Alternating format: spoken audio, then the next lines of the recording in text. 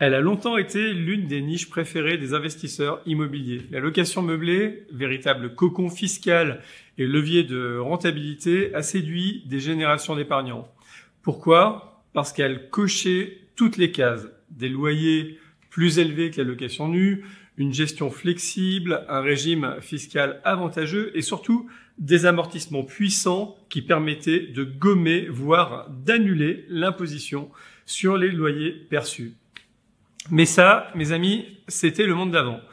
Avant que le législateur ne décide de serrer la vis, avant que les collectivités ne montent au créneau, avant que Bercy ne décide de réécrire les règles du jeu. Aujourd'hui, nous entrons dans une nouvelle ère, une ère plus réglementée, plus fiscalisée et, osons le mot, plus politisée. Bienvenue sur Center Investissement TV, je suis ravi de vous retrouver pour un épisode essentiel à destination de tous ceux qui s'intéressent à la location meublée, que vous soyez investisseur aguerri, primo-accédant ou simple curieux, soucieux de faire les bons choix patrimoniaux.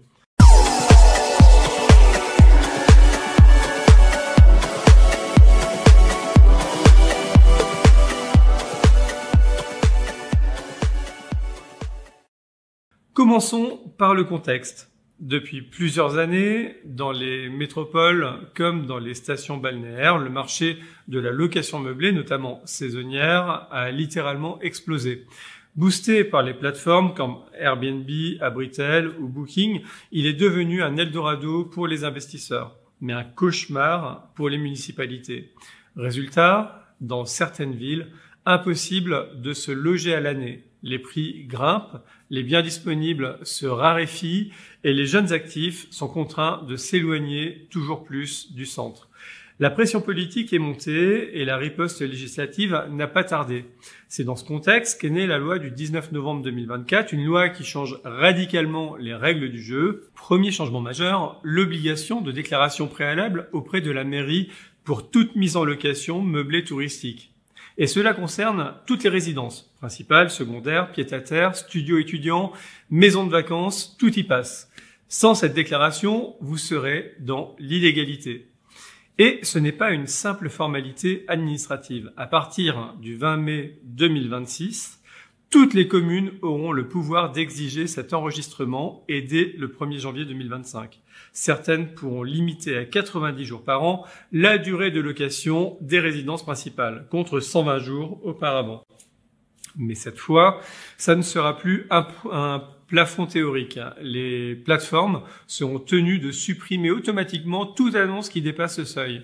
Une surveillance algorithmique, automatisée, implacable.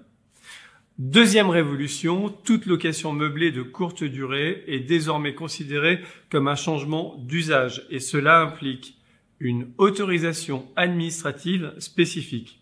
Si vous transformez un logement d'habitation en meublé touristique sans cette autorisation, vous encourez une amende civile allant jusqu'à 100 000 € par logement.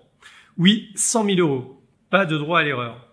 Mais le véritable choc fiscal vient de la loi de finances 2025. Jusqu'ici, le statut LMNP, c'est-à-dire loueur en meublé non professionnel, permettait de bénéficier d'un régime magique. Vous pouviez amortir comptablement le bien, donc réduire fortement vos revenus imposables, sans que ces amortissements ne soient jamais repris au moment de la vente. En clair, vous diminuiez vos impôts pendant la durée de détention sans que cela n'impacte la plus-value à la sortie. Une martingale, un Graal fiscal, un double jackpot.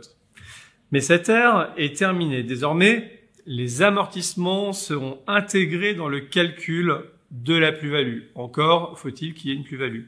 Concrètement, ils seront déduits du prix d'achat pour calculer la plus-value imposable. Et ce changement s'applique même si vous relouez ensuite votre bien en nu.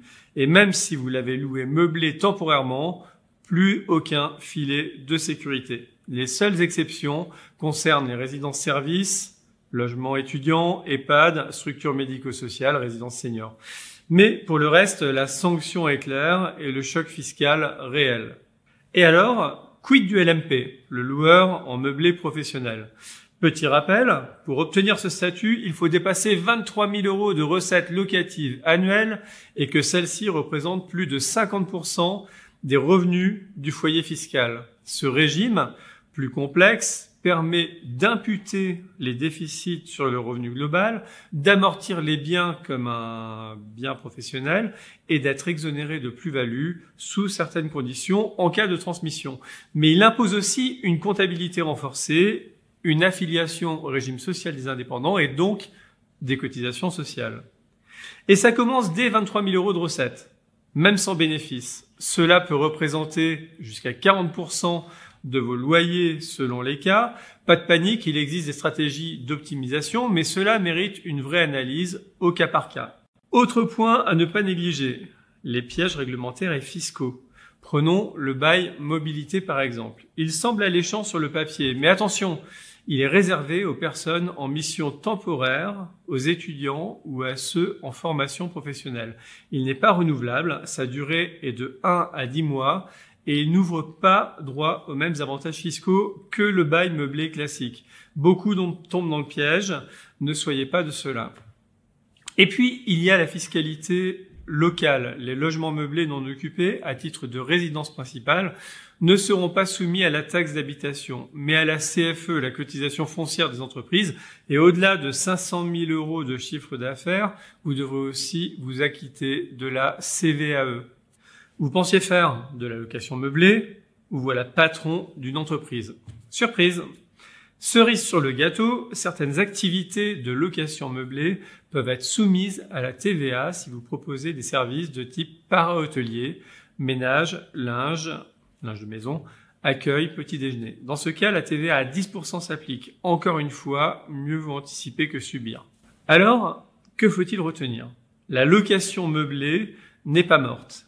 Elle reste un outil de diversification patrimoniale puissant, mais elle a changé de visage. Elle est professionnalisée, elle s'est encadrée, elle s'est fiscalisée. Aujourd'hui, il ne suffit plus d'acheter, de meubler et de publier une annonce sur Airbnb. Il faut penser stratégie, il faut penser durée de détention, choix du régime fiscal, revente, impact social, localisation, structure juridique. Il faut structurer et anticiper. Chez Center Investissement, c'est précisément notre métier. Vous accompagner dans ce changement de paradigme, vous aider à prendre les bonnes décisions au bon moment avec les bons outils. On voit régulièrement l'erreur classique de loger par exemple du meublé dans une SCI. C'est mal. Si vous avez un projet, une interrogation ou si vous souhaitez simplement faire le point sur votre patrimoine, contactez-nous. Et si cette vidéo vous a plu, si cette vidéo vous a été utile, pensez à liker, commenter, partager et bien sûr abonnez-vous à Center Investissement TV. On vous prépare chaque mois des contenus concrets, pédagogiques et indépendants pour vous aider à mieux comprendre les grands enjeux économiques, financiers et fiscaux. Merci de votre attention, à très bientôt sur la chaîne. Ah si, une dernière chose, j'oubliais. Tous les jours maintenant, nous lançons notre newsletter quotidienne QuickFi. La newsletter qui se lit en 3 minutes pour comprendre l'essentiel de l'actualité économique, géopolitique et l'impact sur les placements, sur vos placements. Alors si vous voulez prendre soin de votre épargne, pensez à vous abonner à QuickFi, c'est gratuit et c'est presque tous les jours.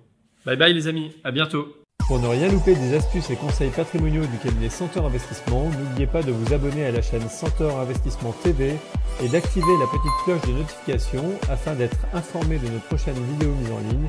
Vous bénéficierez ainsi de nos préconisations pour optimiser votre patrimoine.